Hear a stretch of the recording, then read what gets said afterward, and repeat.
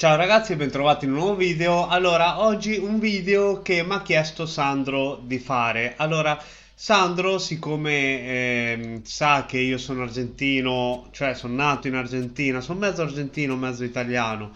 Sono nato in Argentina e in Argentina non avevamo le console originali. Io avevo un tarocco, un clone dell'Atari e un clone del Famicom.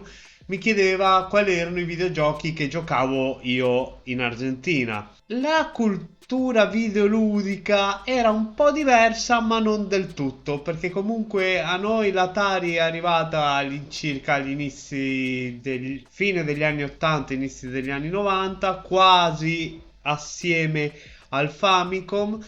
E niente, c'erano dei giochi che giocavamo perché all'inizio si era preso l'Atari, un anno dopo è apparso il Famicom e siamo tutti corsi a comprare il Famicom.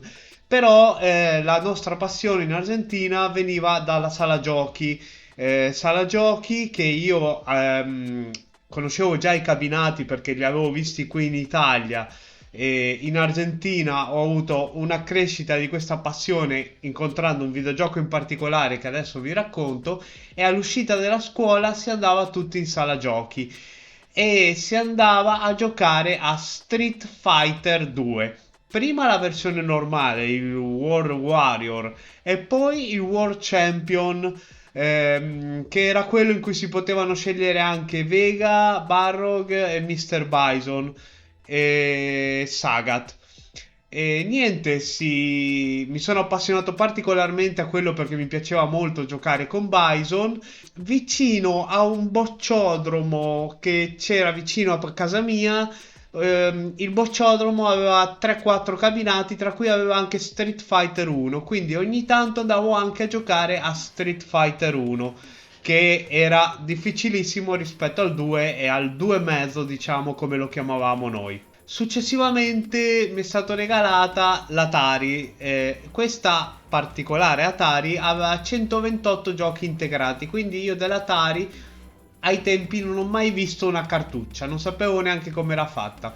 Con questi 128 giochi integrati io giocavo molto a un gioco, siccome mi piaceva Street Fighter, c'era un gioco di lotta che si chiamava Karate. Intanto vi metto anche qualche immagine in cui con un solo tasto, dipende come si muoveva, indietro, avanti o neutro, dava pugno, calcio alto o calcio basso il lottatore e si muoveva avanti e indietro, su e giù per il tatami.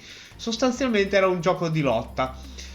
Poi c'era il gioco di Guerre Stellari, che era praticamente una navicella che doveva colpire gli AT-AT, gli AT-T, insomma quei cosi che camminavano sulla neve in Guerre Stellari.